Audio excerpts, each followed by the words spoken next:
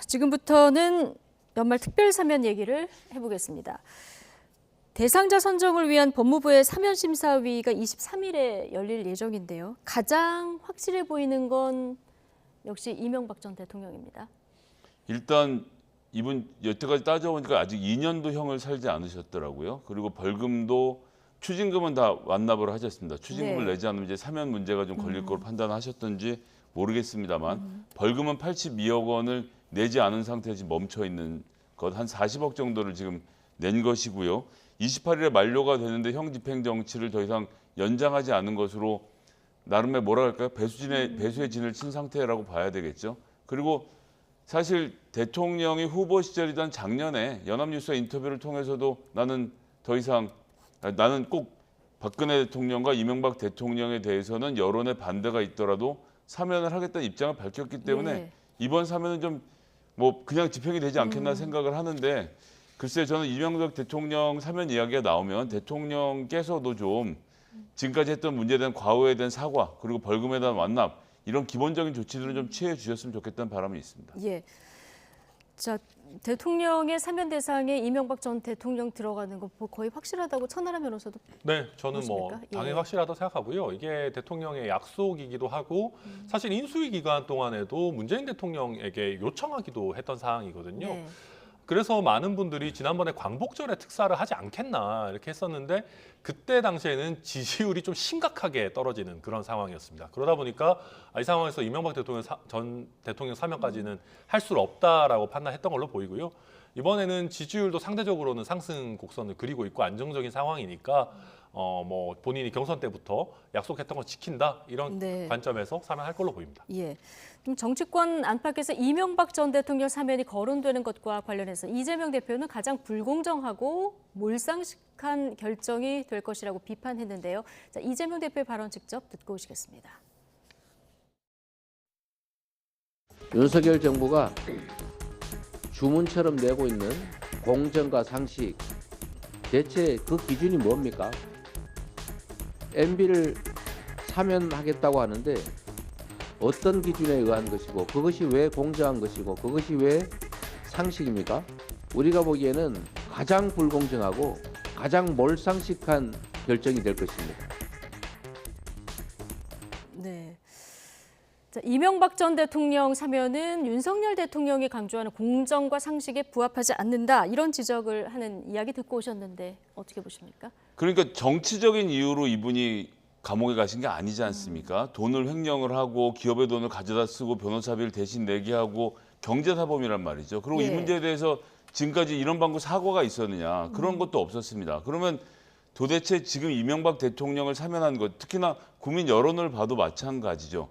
원래 사면이라는 것은 대통령의 고유 권한이기 때문에 가급적인 말을 아끼려고 노력하고 있습니다만 이번 공연 대통령실에서 워낙 이 사람 저 사람 거론을 하면서 여기 사면할까 뭐 이 사람 복권은 빼고 사면만 이런 식으로 여러 가지 옵션을 걸어놓고 국민들이 정쟁을 하도록 만들어 놓지 않았습니까? 그런 복판에 있었다라고 한다면 민주당 입장에서는 그 입장을 낼 수밖에 없는 것이죠. 그리고 이명박 대통령에 대해서는 아까 전에 말씀드렸지만 사과도 하나 없는데 이분을 그러면 그냥 풀어주면 아 그런가 보다 하고 보고 있어야 하는 것인지 그럼 저 벌금 82억 원 매긴 것은 또 어디로 가는 것인지 추징금은 완납하고 벌금은 내지 않는다는 것은 사면을 노리고 미루고 있다는 거로밖에 보여지지 않거든요. 이런 것이 보면 전직 대통령으로서의 위신, 체면 이런 걸 전혀 고려하지 않은 상태로 진행이 되는 일이라 하고 나면 어떤 국민이 야 정말 대통령 잘하셨고 국민 통합이 이루어졌네라고 생각하겠습니까? 사면의 의미를 잘 모르겠습니다. 사면의 의미를 잘 모르겠다. 만약에 사면이 되면 이명박 전 대통령의 사과가 필요하다고 보십니까? 뭐 사실 있으면 좋죠. 근데 이게 참 어려운 것이 그 전직 대통령 입장에서 사과를 특히 사면을 목전에 두고 사과를 하면은 또 마치 사면을 구걸하는 것처럼 보입니다. 그래서 사실은 사면이 되고 나서 뭐 박근혜 전 대통령이 했던 것처럼 뭐 사면에 대한 감사함, 국민에 대한 어떤 그런 아쉬움, 뭐 내지 본인의 부족함 이런 것까지 좀 더 나아가는 메시지가 나오면은 좋을 것 같다는 생각이 박근혜 전 들고요. 대통령이 대구에 가서 했던 그런 형식처럼. 네, 근데 뭐 예. 그때는 사실은 아쉬움이나 송구함이 많이 나오지는 않았는데요. 말씀하신 것처럼 이명박 전 대통령 같은 경우에는 이게 개인의 비리에 관한 문제이기 때문에 본인의 부족했던 점에 대한 좀 진솔한 소회 같은 게 나오면 그러면 그게 좀 국민 통합에 약간이라도 사실 도움이 되겠죠. 기본적으로 이 부분은 검찰총장 윤석열과 대통령 윤석열이 좀 충돌하는 부분입니다. 예. 그러니까 검찰총장 윤석열이라고 한다면은 확정된 범죄를 사면해 주는 거, 공정과 상식이 안 맞는 거 아니냐라고 얘기할 수 있습니다. 실제로 많은 법조인들은 대통령의 사면권에 대해서 부정적이거든요. 네. 아니 이게 옛날에 재판이나 이런 게 좀 확립이 제대로 안 돼 있을 때 말도 안 되는 판결이 나왔을 때 그거를 시정하기 위해서 어떻게 보면 제왕적 권한을 준 건데 우리나라는 사법 체계가 잘 돼 있는데 왜 이런 걸 하냐라고 하는 법조인들도 꽤 많이 있습니다. 뭐 저 포함해서 저도 그런 입장이고요. 다만 대통령 윤석열의 입장에서는 이게 전직 대통령의 특히나 고령의 별로 건강도 좋지 않은 분이 예. 이렇게 어떻게 보면 수감 시설에 있다, 구금된 상태로 있다. 뭐 국격의 문제라고 보는 국민들도 계시는 것이거든요. 네. 그렇다 보니까 이런 부분 뭐 결단을 할 수 있는 부분 아닌가 보입니다. 예. 자, 이재명 대표가 오늘 이명박 전 대통령 사면에 대해서는 가장 불공정하고 가장 몰상식한 결정이 될 거다 이렇게 비판을 했는데요. 자, 김경수 전 지사 지금 복권 없는 사면 얘기가 계속 이제 나오고 있는 상황인데 오늘 김경수 지사에 대해서는 별 입장을 내놓지는 않은 것 같아요. 그래서 이 사면 문제를 원래 옛날로 돌아가 보면 윤석열 대통령이 당선되고 나서 당선자 시절에 문재인 대통령이 오갔던 얘기들도 돌이켜 보시면 김경수 지사와 이명박 대통령을 묶어서 사면 이런 얘기들을 권성동 의원이 공개적으로 하기도 하고 했었어요. 예. 도대체 남의 대통령의 사면권에 대해서 그런 식으로 묶어서 말하는 것도 굉장히 이상한 일이었는데 이번에는 본인들이 정권을 잡고 있는 상태에서 김경수 지사를 사면할 거면 사면할 것이고 복권하면 복권할 것이고 이거는 대통령이 알아서 할 고유의 권한인데 왜 대통령실에서 이런 얘기가 흘러나옵니까? 부인도 하지 않잖아요. 부인도 네. 하지 않았다는 얘기는 대통령실에서 우리가 이거 좀 떠보고 있습니다를 그냥 공개적으로 이야기하는 것인데 다행이라고 할까요?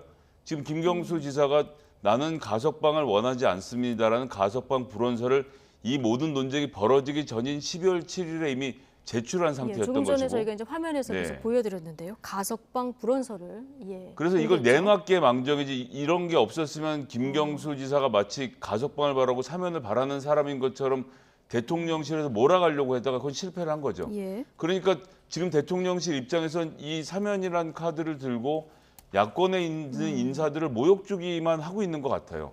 이게 무슨 국민 통합에 도움이 되는 건지 할 거면 딱 정해서 딱 발표하고 끝냈어야 되는 일인데 이렇게 논쟁으로 몰고 갔다는 자체가 민주당 인사들에 대한 사면이나 복권을 제대로 할 생각이 없고 여론만 떠보겠다라는 대통령실의 좀 입장이 나왔다고 보고요. 예. 뭐 불쾌한 문제이기 때문에 이재명 대표 당연히 거론할 이유가 없었다고 봅니다. 당초 대통령실이 이제 국민 통합 차원에서 검토한다 이렇게 얘기가 나왔었는데 좀 고민에 빠졌을 것 같아요. 어떻게 할 것 같습니까? 복권 없는 사면을 할 것 같습니까? 아니면 복권도 시켜줄 것 같습니까? 아니면 아예 안 할 것 같습니까? 저는 아예 안 할 것 같습니다. 아예 안 할 것 같아요. 네, 왜냐하면 그러니까 복권 없는 사면을 하면 사실 제가 봐도 안 하는 이만 못 합니다. 이거 뭐 누가 하나 좋아하는 예. 사람 없을 것 같고요.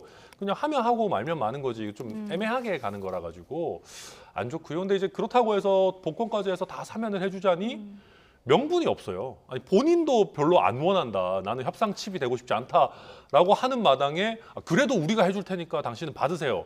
진짜 말이 안 맞거든요. 그럼 여권 예. 지지층에서는 아니 본인이 원하지도 않는다는 거를 왜 해주냐 당장 얘기가 나올 텐데 설득할 수 있는 방법이 없습니다. 예. 그래서 저는 그래서 오히려 그러다 보니까 지금 한명숙 전 총리에 대한 뭐 남아 있는 추징금을 뭐 어떻게 좀 추가로 사면을 할 건지 말 건지 이런 논의가 나오는 게 네. 결국은 김경수 전 지사에 대해서는 사면이 좀 어려워졌다. 그걸 어려워졌다. 보여주는 단면이라 생각합니다. 그래서 한명숙 전 총리의 지금 남아있는 사면 카드가 등장한 것이다. 이거 조금 뒤에 얘기를 해보고 윤여준 전 환경부 장관이 나라도 이 사면만 해주는 것은 안 받겠다.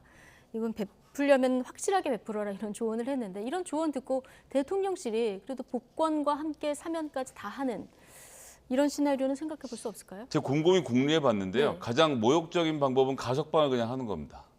예, 남은 형기만 끝내고 풀어주는 거죠. 예. 조금 전에 가석방 불원서에 대한 얘기를 저희가 했습니다만 이 복잡한 이야기를 다 이해할 수 있는 사람 별로 안 될 거라고 보고요. 게다가 가석방을 할지 말지 여부의 신청은 교도소장이 하게 돼 있기 때문에 김경수 지사 본인과는 아무런 상관이 없습니다. 그리고 결정이 내려지면 따라야 하는 거죠. 그렇죠. 게다가 신청을 교도소장이 하고 법무부에서 결정하면 그냥 풀려나는 상황, 복권은 되지 않고 그냥 가석방의 대상으로 해서 밖으로 내보내는 정도가 제가 생각하기엔 김경수 지사에겐 가장 모욕적인 대응일 것 같은데 가장 모욕적이기 때문에 역설적으로 그 방법을 택할 것 같아서 아, 그렇습니까? 정말 이게 국민 통합에 도움이 되는지 그냥 이 모든 상황을 너무 정치적으로 계산하고 있는 것은 아닌지 대통령실이 좀 잘못하고 계시다고 네, 생각합니다. 지금 나오는 얘기로는 가석방 그 불원서를 냈기 때문에 검토하던 사면도 좀 어렵지 않겠느냐 이런 이제 분위기는 감지된다고 하는데요. 어떻게 될지는 뭐 그때 뚜껑 열어봐야 될 것 같고 조금 전에 얘기하신 한명숙 전 총리 사면 가능성이 나왔는데 한명숙 전 총리 같은 경우는 2년 그 형을 다 살고 만기 출소를 했고 복권만 된 이런 상황이거든요. 네. 근데 이런 상황에서 지금 추징금은 좀 남아있으나 사면이 의미가 있습니까? 사실은 별로 의미가 없습니다. 그러니까 추징금을 면제해 주는 정도의 효과밖에 없습니다. 근데 지금 추징금을 사면을 하면 면제가 됩니까? 이게 되게 어려운 문제인데요. 예. 그러니까 우리가 사면이라고 하는 거는 형벌을 면해 주는 겁니다. 그렇죠? 네. 근데 우리 형법에는요. 형벌의 종류를 정해 놨습니다. 뭐 1번 뭐 금고 뭐 징역부터 시작해 가지고 벌금 쭉쭉쭉 있는데 추징은 거기 안 들어가 있습니다. 법에. 법에. 예. 그러니까 추징은 직접적인 형벌이 아니거든요. 그러니까 내가 어떤 범죄를 저질러서 그걸로 뭔가 이익을 얻거나 이러면은 그걸 환수하는 하나의 조치인 겁니다.